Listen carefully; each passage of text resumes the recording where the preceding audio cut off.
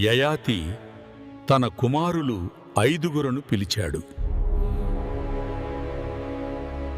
కుమారులారా, శుక్రాచార్యుని ఆదేశము ప్రకారము మీలో ఎవరైనా నా ముసలితనాన్ని తీసుకొని మీ యవ్వన్నాన్ని నాకివ్వగలరా? అప్పుడు యయాతి కుమారులైన యదువు, ధ్రువ, తుర్వసుడు, అనువు యయాతిని చూచి, తండ్రి, ముసలితనము అనేది వయోభారం వలన వస్తుంది. రోగం విధివశాత్తు వస్తుంది. కాబట్టి అవి రెండూ మానవులు అనుభవించక తప్పదు. కోరి కోరి ఎవరూ రోగాన్ని, ముసలితనాన్ని మరొకరి నుండి తీసుకోరు. అదీయును కాక ముసలివాడు మన్మధుడైనా యౌవనవతులు అసహ్యించుకుంటారు. దగ్గరకు రానివ్వరు. కాబట్టి శరీర సుఖాలు అనుభవించ పీలు లేదు. కాబట్టి మీ ముసలితనాన్ని తీసుకోవడం మాకిష్టం లేదు. దానికి యయాతికి కోపం వచ్చింది.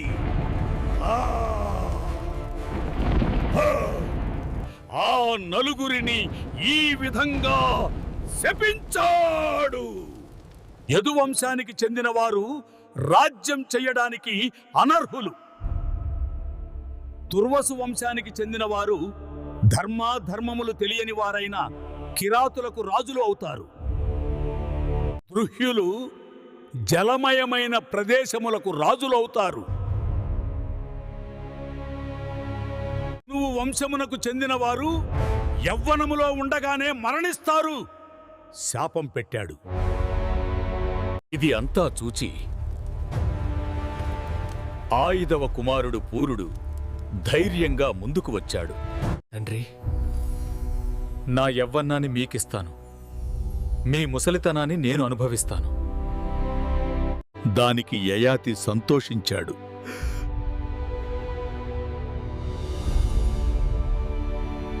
పూరుడు తన యవ్వన్నాన్ని యయాతికిచ్చాడు. ఆయన ముసలితనాన్ని తాను స్వీకరించాడు. యయాతి మరల నవయవ్వనుడైనాడు. తన భార్య దేవయానితో సకల సుఖాలు అనుభవించాడు. 1000 సంవత్సరాలు యవ్వనవంతుడిగా ఇంద్రియ సుఖాలు యథేచ్ఛగా అనుభవించాడు. తృప్తి చెంది మరల తన యవ్వన్నాన్ని పూరునికి ఇచ్చాడు. తన ముసలితన్నాన్ని తిరిగి స్వీకరించాడు.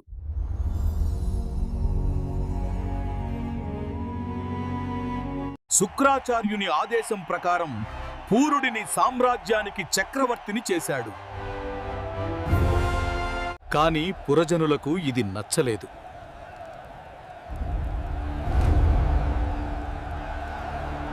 పెద్దవాడైన యదువు ఉండగా దాసీపుత్రుడైన పూరుడికి రాజ్యాధికారం ఎలా వస్తుంది? పురజనులారా, యదువు నా పెద్ద కుమారుడే.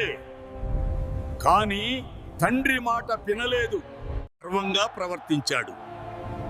తండ్రి మాట విననివాడు తండ్రి ఆస్తికి వారసుడు ఎలా అవుతాడు? పూరుడు చిన్నవాడైనా నా పట్ల గౌరవ మర్యాదలు కలవాడు. నా మాట నెరవేర్చాడు. అందుకే నా సామ్రాజ్యానికి అతనే వారసుడు. ఇదే నా మాట. నా మాటే శాసనం. ఇక్కడ మనం ఒక విషయం గమనించాలి. ఈ రోజుల్లో వృద్ధాశ్రమాలు పెరిగిపోతున్నాయి. నిర్లక్ష్యం చేయబడ్డ తల్లిదండ్రులు ఎక్కువ అవుతున్నారు. తల్లిదండ్రుల డబ్బుతో పెరిగి పెద్దవారయ్యి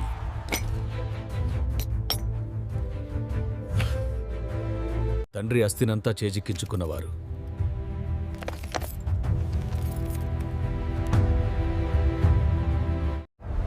అలాంటి వారికి కొన్ని వేల ఏండ్ల క్రితం యయాతి చెప్పిన మాటలు వర్తిస్తాయి. తల్లిదండ్రులను నిర్లక్ష్యం చేసిన కొడుకులు వాళ్ళ ఆస్తికి ఎలా వారసులవుతారు? అదే ప్రశ్న ఈ తరం వారు ఎవరికి వారు వేసుకుంటే బావుంటుంది. కనీసం కొందరి వృద్ధులైన తల్లిదండ్రుల కళ్ళలో ఆశాజ్యోతులు వెలుగుతాయి.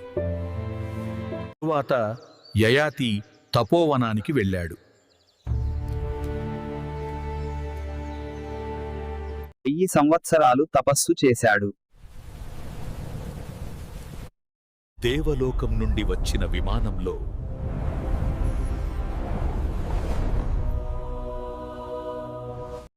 బ్రహ్మలోకానికి వెళ్ళాడు.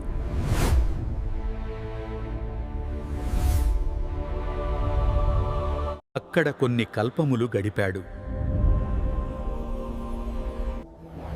తరువాత ఇంద్రలోకానికి వెళ్ళాడు. ఇంద్రుడు యయాతిని సాదరంగా ఆహ్వానించాడు. మర్యాదలు చేశాడు.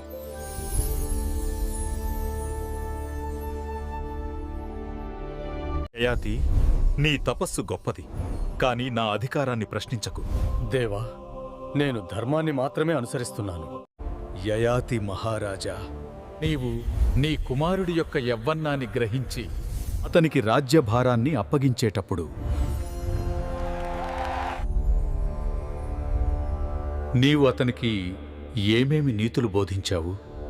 ఇంద్రుని ప్రశ్న యయాతిని ఆత్మవిమర్శకు దారితీసింది. దానికి యయాతి, మహేంద్ర, ఎప్పుడూ మంచివాళ్లతో స్నేహం చెయ్యాలి, వారితోనే మాట్లాడాలి. ఇవ్వాలే గాని మరొకరి నుండి ఏమీ తీసుకోకూడదు. అందరినీ తృప్తిగా ఉండేట్టు చూడాలి. ఎప్పుడూ ఎదుటివారికి సంతోషం కలిగించే విధంగా నిజమే మాట్లాడాలి. ఎదుటివారి మీద దయ కలిగి ఉండాలి.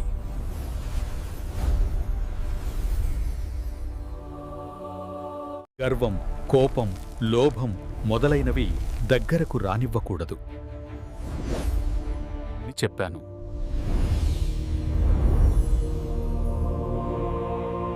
దానికి ఇంద్రుడు సంతోషించాడు. అని యయాతిని పరీక్షించదలచి, యయాతి మహారాజా, నువ్వు ఏమి తపస్సు చేశావో స్వర్గలోక భోగాలు అనుభవిస్తున్నావు. నీ తపస్సు చాలా గొప్పది.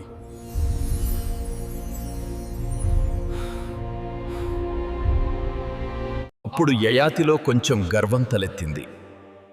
ఇంద్రుడు లాంటివాడు తనను పొగడుతున్నాడు కదా. అవును మహేంద్ర, లోకంలో మానవులు కాని, దేవతలు కాని, మహామునులు కాని చేసిన తపస్సు ఆయన నేను చేసిన తపస్సుకు సమానం కావు. అప్పుడు ఇంద్రుడు అతనిని చూచి,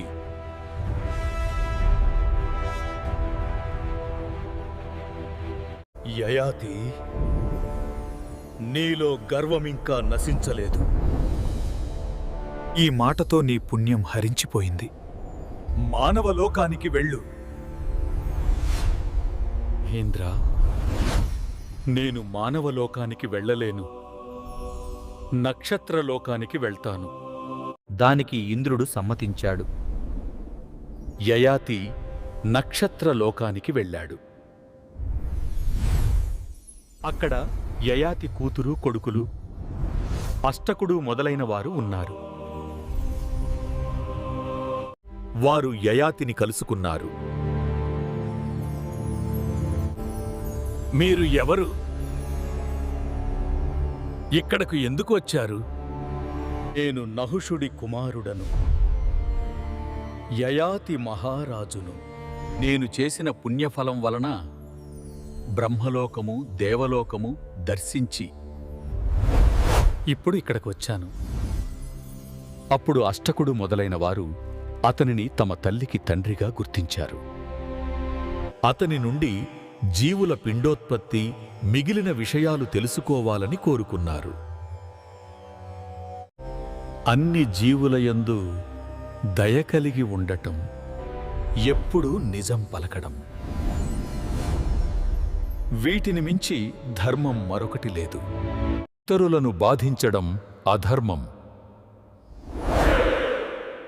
ఇంకా యయాతి ఇలా చెప్పసాగాడు. స్త్రీ గర్భంలో ఋతుకాలంలో రజస్సు ఉద్భవిస్తుంది. అది పురుషుడి రేతస్సుతో చేరి పిండంగా మారుతుంది.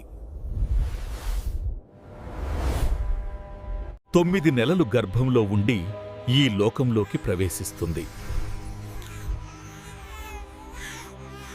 తిన తరువాత కంటితో చూస్తూ నోటితో ఆహారాన్ని స్వీకరిస్తూ మంచి పనులు చెడ్డ పనులు చేస్తుంటారు. చేసిన పుణ్యం ఎక్కువైతే ఆఖరుకు మోక్షం పొందుతారు. పాపము చేసిన వాళ్ళు పశువులుగాను పక్షులుగాను జన్మిస్తారు.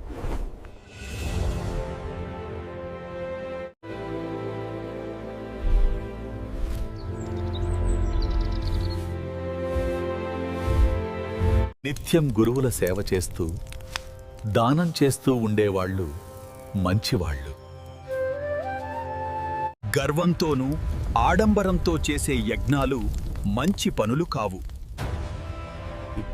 ఇలా యయాతి చెప్పాడు. వాతి అష్టకుడు మొదలైన వారు యయాతితో, యయాతి మహారాజా, మేము ఇక్కడే ఉండవలెనా? మాకు పుణ్యలోకాలు లేవా అని అడిగారు. యయాతి, మీకు తప్పకుండా పుణ్యలోకాలు ఉన్నాయి అన్నాడు. యయాతి మనుమలు పుణ్యం చేసుకున్నారు కాబట్టి పుణ్యలోకాలకు వెళ్ళారు. అందరూ కలిసి పుణ్యలోకాలకు వెళ్ళారు.